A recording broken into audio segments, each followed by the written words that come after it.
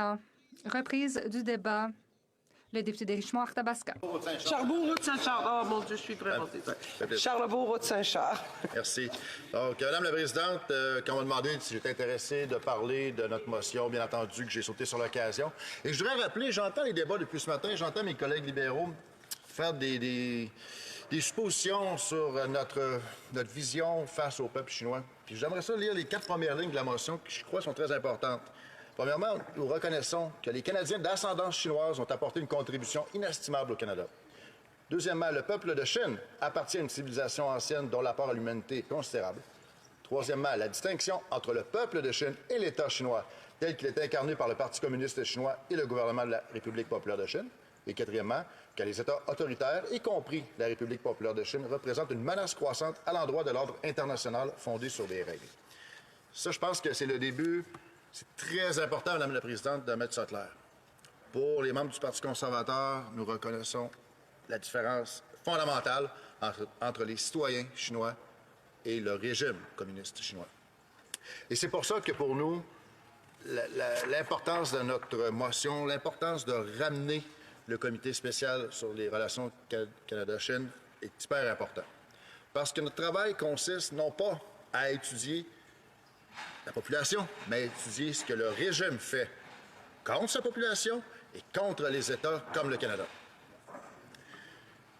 Dans ce comité, on lui demanderait de tenir des audiences sur tous les aspects des relations Canada-Chine, comme par exemple les relations diplomatiques, consulaires, juridiques, économiques et de sécurité.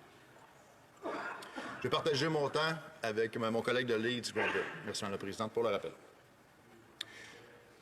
Donc, c'est important, Mme la Présidente, de garder vraiment à l'esprit la motivation du Parti conservateur pour la reprise des travaux de ce comité hyper important. Comme je l'ai dit, la population chinoise est une population qui est riche d'une culture millénaire, qui ont une bonne volonté, mais c'est le régime communiste qui est le problème, et c'est ça qu'il faut être aux aguets, sans arrêt, et s'assurer que le Canada n'ait pas les yeux fermés face aux actions de ce régime. Et quand on parle du peuple chinois, je peux vous donner un exemple d'un jeune qui a travaillé comme interne dans mon bureau ici sur la colline, qui est d'origine chinoise, puis il était vraiment enthousiasmé, puis il travaillait avec moi lorsque j'étais membre du comité qui était en place avant Canada-Chine. Il m'aidait à faire des lectures justement en mandarin, puis bon, on trouvait des sujets, et c'était quelqu'un qui était vraiment enthousiaste et qui aussi parlait de son gouvernement, du gouvernement de son pays d'origine.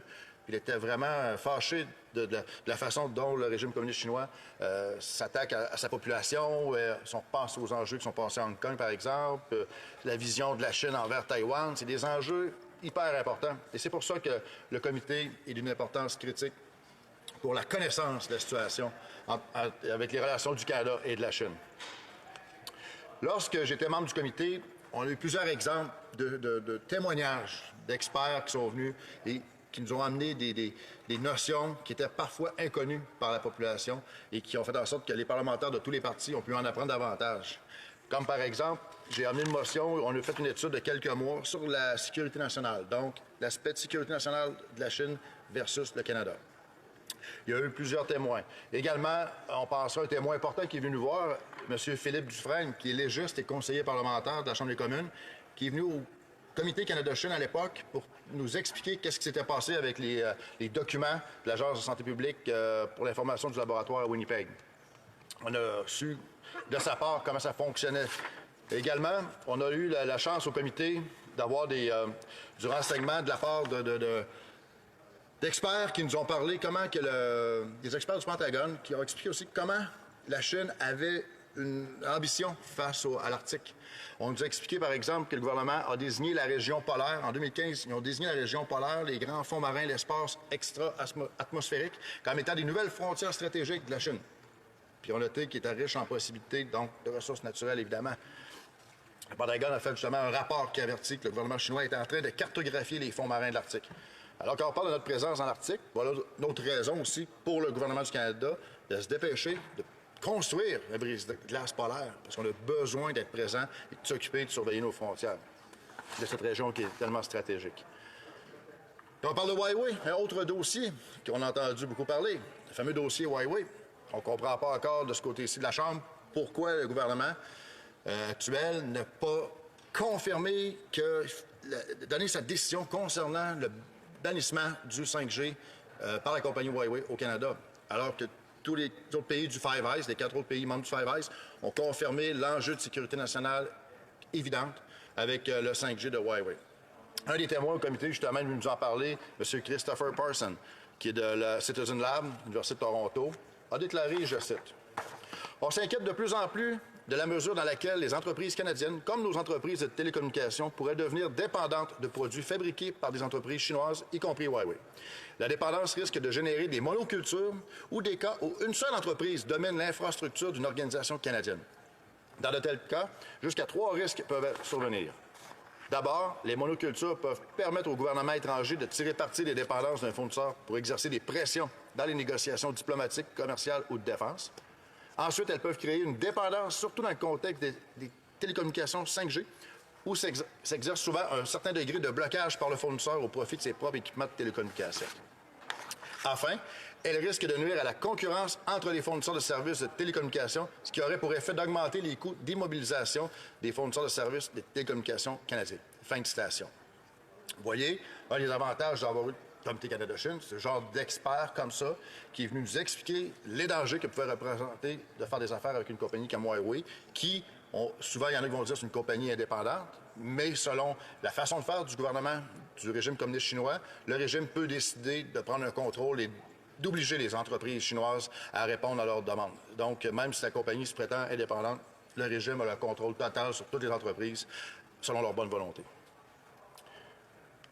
Mais d'ici, du côté du gouvernement libéral, on dit on n'est pas inquiet, il n'y a pas de danger, puis ah non, les communistes, c'est pas dangereux.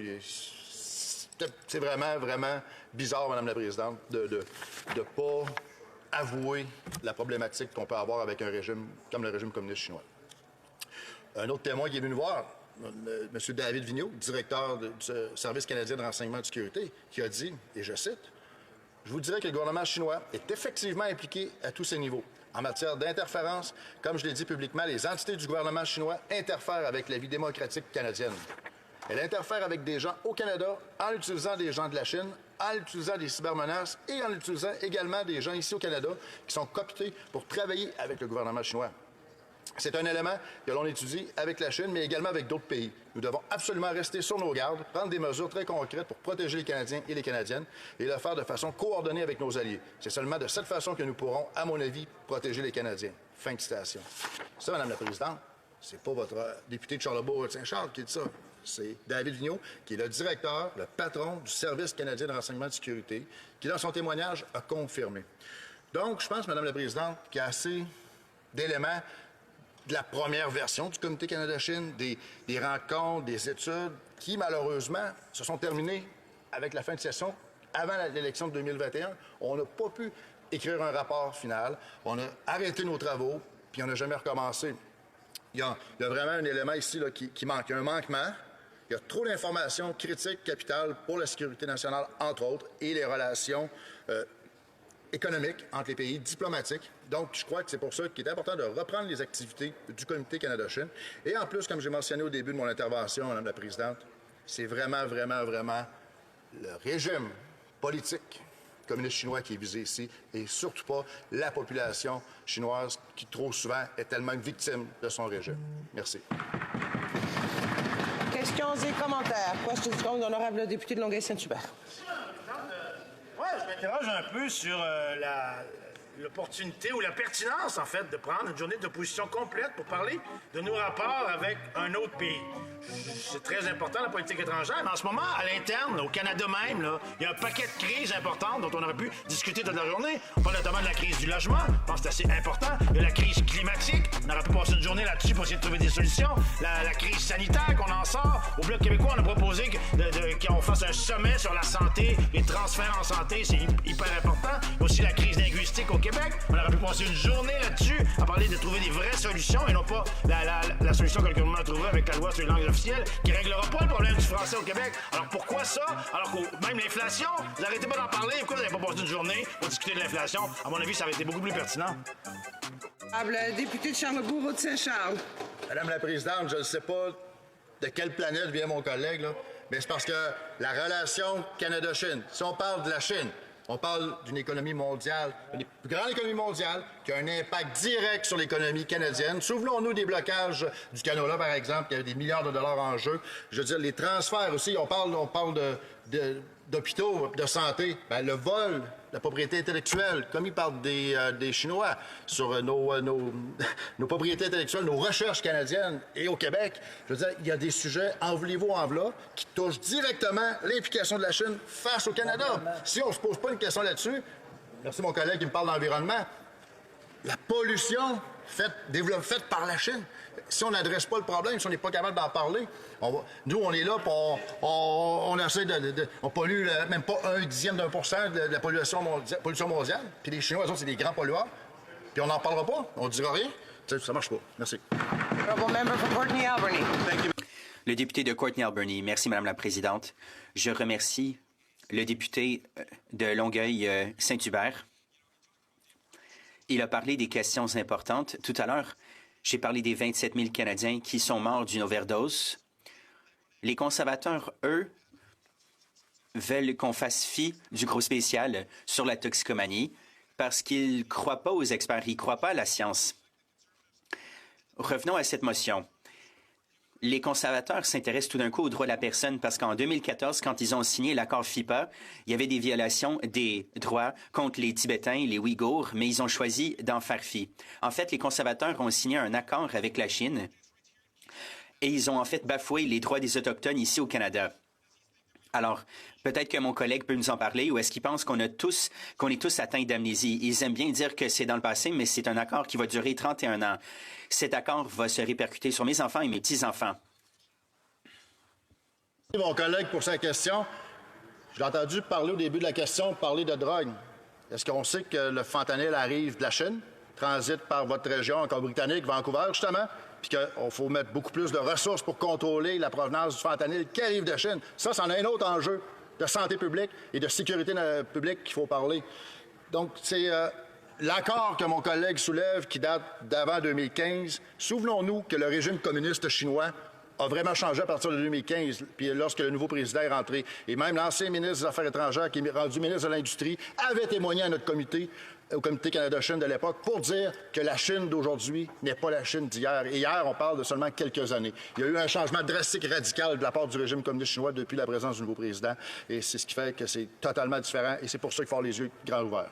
Bravo. Questions and comments, questions et commentaires, l'honorable député, the honorable member for Peterborough Court.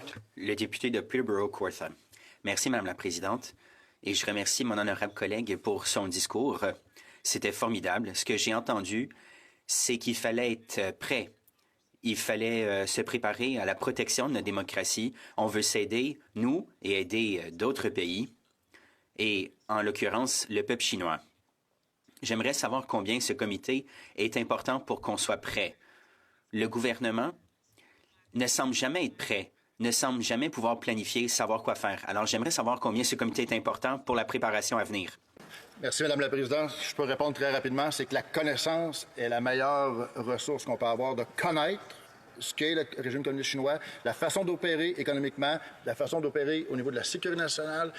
Lorsqu'on a l'information, on peut prendre les bonnes décisions pour le Canada. Merci. Resuming debate, the honorable member for Leeds, Grenville.